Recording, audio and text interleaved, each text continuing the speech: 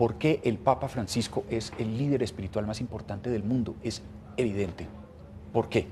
No sé quién quiere de ustedes dos.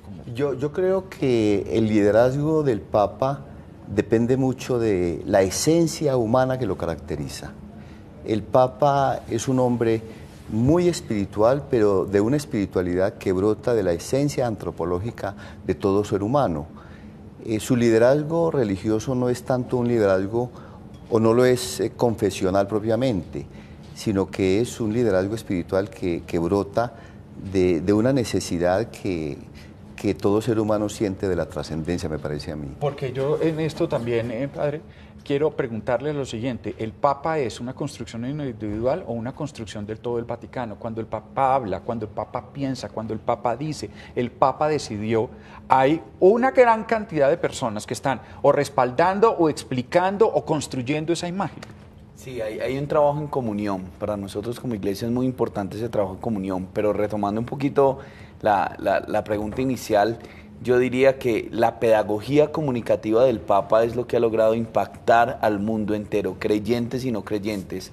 Estamos viviendo en un mundo donde es muy sentimental, donde está queriendo personas cercanas, de lenguajes sencillos, con gestos más que con palabras, y esa, digamos que podríamos llamar no tanto estrategia, sino esencia del Papa Francisco siempre es, pues lo vemos en su experiencia cuando era arzobispo de Argentina, andaba en medio, arzobispo de Buenos Aires, andaba en medio de la gente, andaba en el tren cercano a los pobres, con gestos sencillos, sus predicaciones son de lenguaje sencillo. Entonces, en un mundo de creyentes y no creyentes, están pidiendo lenguajes sencillos y cercanía. Pero venga, yo le pongo una pregunta un poquito más difícil. ¿Con el Papa Benedicto XVI sucedería lo mismo? Hay que, el padre lo decía, la parte antropológica, su parte cultural alemana hace que sea un poquito más frío, un poquito más distante. Sí, aquí hay una ventaja, es que es latinoamericano y los latinoamericanos somos mucho más afectivos. Y usted lo que era el Papa Juan Pablo II, pero Juan Pablo II era polaco. Sí, o sea, distantes, polacos. Pues, mira, norte de Europa, oriente. Ese punto que tú planteas de la relación entre el Papa y el Vaticano es bien interesante, porque hay que reconocer que el Papa es como una personalidad corporativa. Se utiliza ese término para hablar de lo que él representa, pero la figura del Papa es una figura muy determinante. Es decir, el Papa puede ser efecto de un entramado, de un mecanismo a veces frío, mecánico, funcional, pero la figura misma del Papa es una figura muy determinante, de manera que el Vaticano influye en él, pero sobre todo él influye en el Vaticano y de hecho está renovando la Santa Sede, sí. Está en un proceso que se puede considerar revolucionario de cambio en la Iglesia. Yo sí quisiera que habláramos de eso, porque han sido incluso polémicas algunas de sus frases que nos han llegado muy bien a quienes sentimos que es un Papa que nos acerca a los jóvenes, por ejemplo. ¿Cómo entienden ustedes posiciones, por ejemplo, frente al divorcio, frente a los homosexuales? ¿Cómo entienden ese Papa Francisco que habla de esos temas? Él es un hombre sumamente libre y de una libertad que brota de su convicción evangélica. La libertad del Papa es una libertad que nace de su raíz evangélica, ciertamente, y eso hace que cuestione muchas cosas que para la Iglesia eran casi que dogmas. Pero ¿qué tan libre puede ser un Papa? Mire esto, mire las imágenes del Vaticano. Bueno, en este momento es una fiel, pero mire estas imágenes del Vaticano. Esto es un conglomerado histórico milenario que responde a unas tradiciones milenarias, con unas fuerzas importantísimas, y usted lo dice, él es una persona que representa a muchas. Quizás su vida privada, él deja de ser un personaje privado, se convierte en un tesoro nacional, mundial. Corporativa, como lo decía él. Exacto. ¿Qué tan libre puede ser? Bueno, yo creo que él conserva mucha libertad. Se ven procesos en esa relación. Yo creo que los primeros días del papado eran días de mucha más frescura en ese sentido. Con el tiempo comienza a sentirse la influencia de lo que se llama la Casa Pontificia, que es la que organiza muchas de las actividades del Papa. Pero el Papa es muy consciente de eso y el Papa sabe que él tiene que incidir en unas estructuras que por mucho peso histórico que tengan, no tienen razón de ser, sino conservan un espíritu. Y lo que él intenta es darle espíritu, darle sabor, darle aire fresco a todo eso. Padre, ¿para usted qué es una revolución? Una revolución es un cambio que signifique estructuras que se renuevan y que cambie la esencia misma de lo que inspira esas estructuras. O sea, un cambio de poder. ¿Sí? Eso es una revolución. Sí, yo creo que... Un cambio de poder y un cambio de clase sobre ese poder. De las personas que antes estaban en ese poder ya no lo tienen. ¿En qué sentido es revolucionario? Porque yo estoy oyendo la palabra revolución desde Juan Pablo II. Sí, no, en la Santa Sede en ese aspecto hay cambios muy grandes. ¿Pero revolucionarios? Acabamos de ver el cambio del prefecto de la Congregación de la Doctrina de la Fe, que ha tenido un poder enorme. Recuerden que Benedicto XVI estuvo al frente de esa congregación más de 20 años y el Papa lo cambió. El Papa lo cambió porque... Algo que complementar. Es decir, ¿el Papa terminó con la Inquisición? Porque esa es la doctrina de la fe, es la herencia de la Inquisición.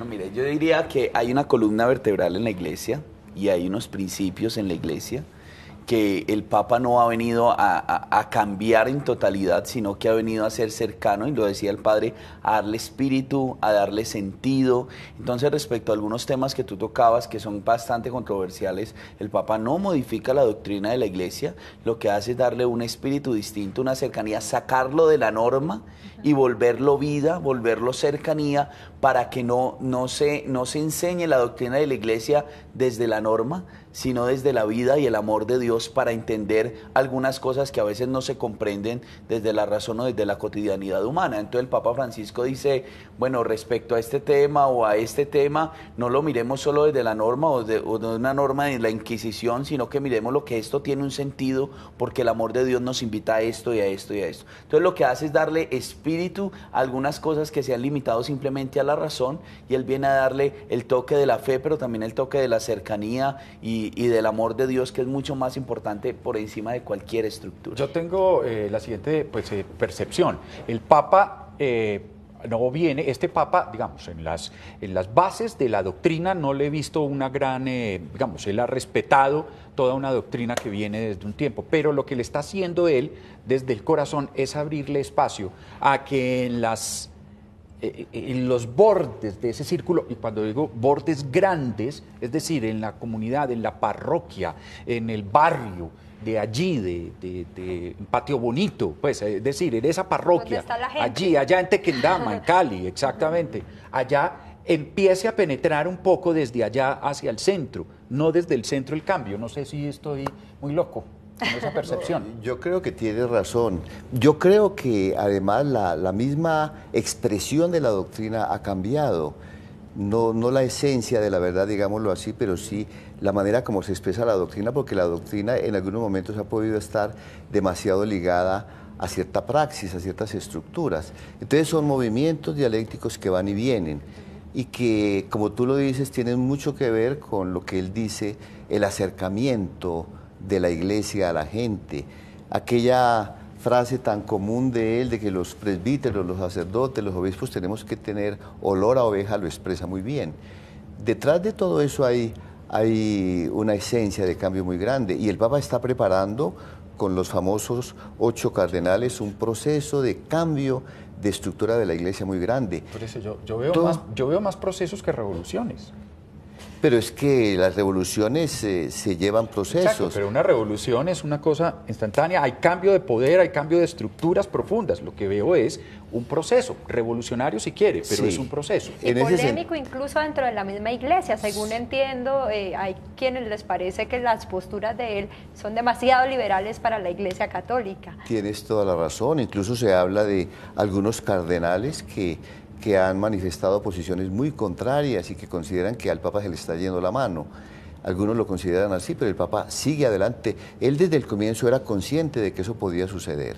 Y eso es muy revolucionario, no en el sentido de los cambios bruscos. Tú tienes razón, revolución, digamos desde el punto de vista político, es un cambio de poder radical de un momento a otro. Este es un proceso de cambio que incluso ya lleva pues varios años. Lo que son las conclusiones del diálogo con los cardenales todavía están en estudio, pero van adelante. Eso es algo muy claro y muy decidido. El Papa es de una personalidad muy fuerte en ese aspecto. Es muy bondadoso, pero es muy fuerte. Yo sí quiero hacer una pregunta a ustedes, además que están en sus parroquias, que están cerca a la gente.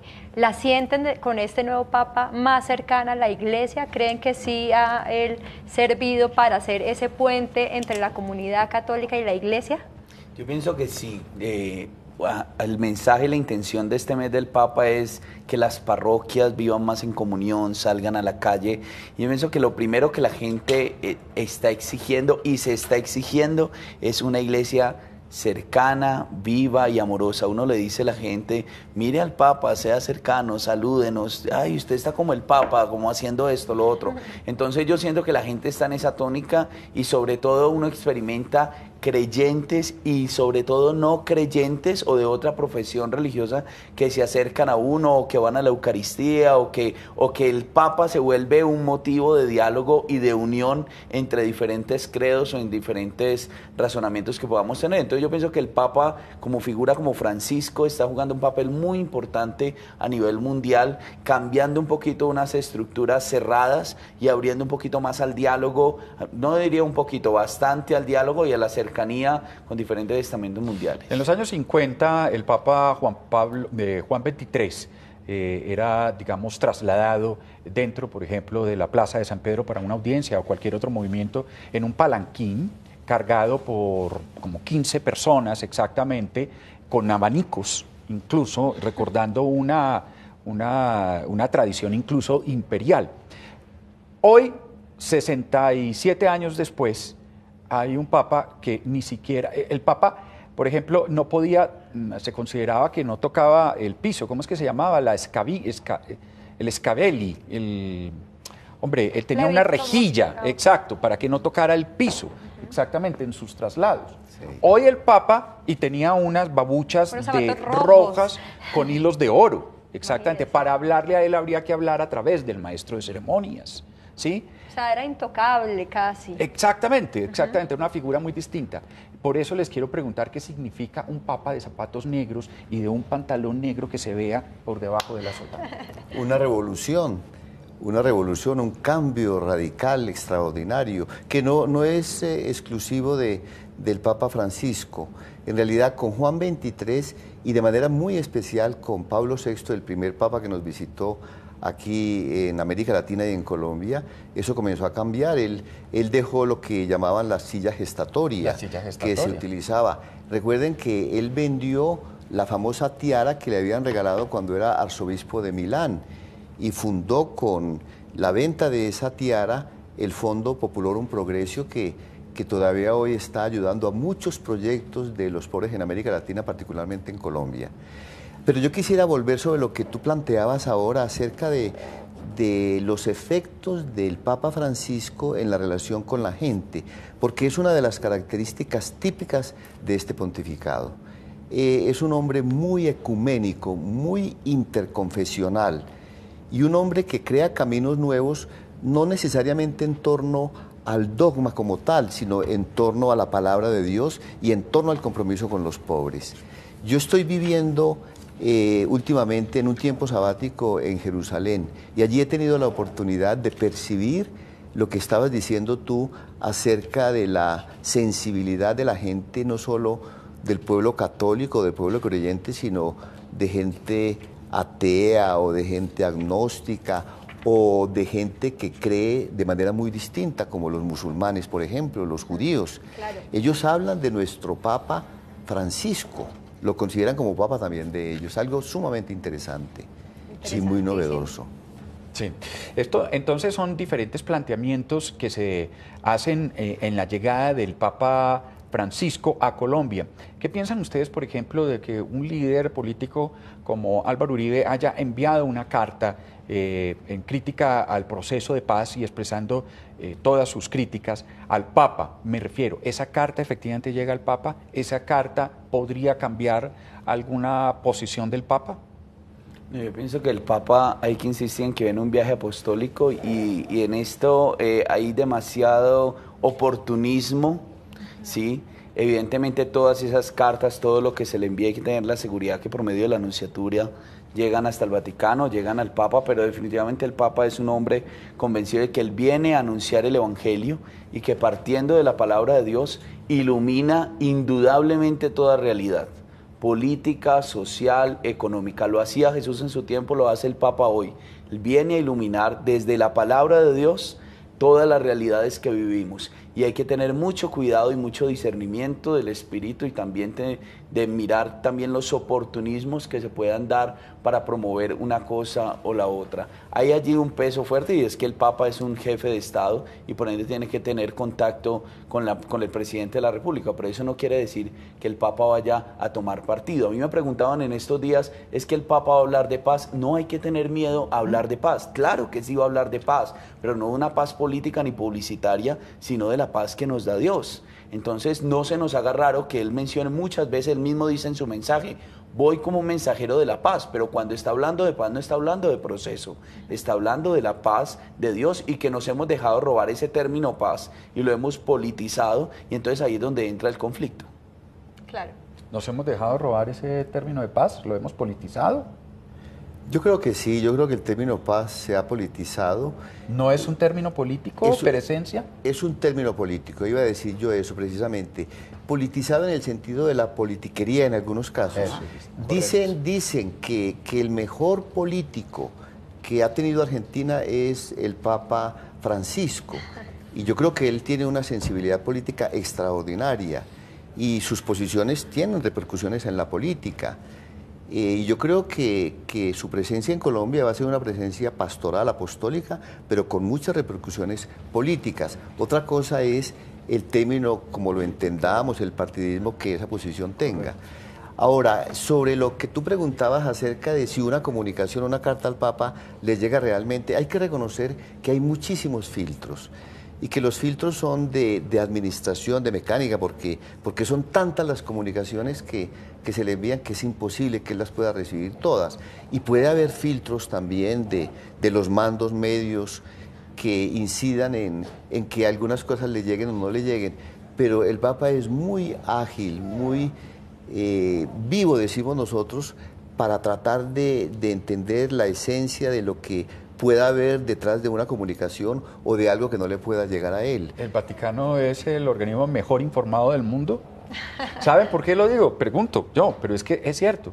Desde su parroquia en Tequendama, allá, desde la parroquia allí en Patio Bonito, en fin, hay una persona, un muchacho que le informa al cura párroco, quien a su vez le informa a su superior, llega a la arquidiócesis, va no sé, a la conferencia episcopal, de ahí, eso llega a los oídos del Papa. El Papa sabe exactamente, o el Vaticano, quienes están, qué está pasando en este momento en su parroquia, allá en Tequendama.